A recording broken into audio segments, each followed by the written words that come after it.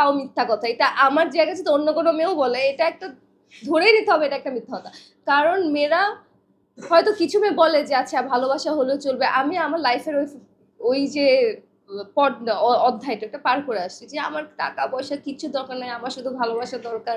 So এখন আমি এটা না, অবশ্যই আমাকে মেনটেন করার জন্য যতটুকু স্টেবল থাকা উচিত অতটুক তো থাকতে হবে, নয়তো আমার মানে আমাকে তো অ্যাটলিস্ট মেনটেন করতে হবে। মানে মান্থলি কত টাকা প্রয়োজন না কি বলবো? মান্থলি ছেলের কত ইনকাম? ছেলের কত ইনকাম হবে? 10-15 লাখ। 10-15 লাখ বেশি বলে ফেলছি।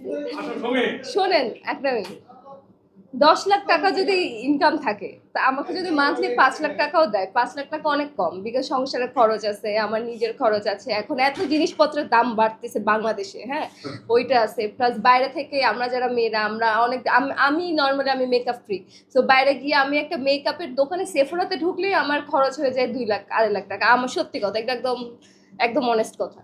সো শেষ তো, আমি যদি 2 লাখ টাকা মেকআপে খরচ হয়, তারপর কাপড় চোপড় কিনতে হবে, তো 5 লাখ টাকা নর্মাল না? 5-10 লাখ টাকা তো আমি 15 লাখ টাকা কোথায় আমি বেশি বললাম, 15 লাখ টাকা তো নর্মাল।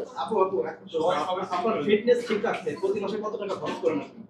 আমি জিমেই যাই না, আমি শুধু ডায়েট করি, বাসার মধ্যে যোগা করি, আমার একে কোনো টাকা খরচ হয় না। বাট মেকআপ করতে কত টাকা? মেকআপ, আই লাভ মেকআপ, আমার মেকআপ খুব পছন্দ, আর আমার গুড ব্র্যান্ডেড মেকআপ, আমার আমার ভালো ভালো ব্র্যান্ডের মেকআপ আমার একটা ফ্যাসিনেশন যে আমি মেকআপ জমাবো। সো আমার ছিল যে আপনি প্রতি মাসে কত টাকা খরচ করেন মেকআপের পিছনে? এটা কমাই দেন ভাইয়া, আমার কাজ আছে। এটাই শেষ। প্রতি মাসে মেকআপ একবার কিনলে আসলে সেটা 6-7 মাস চলেই যায়।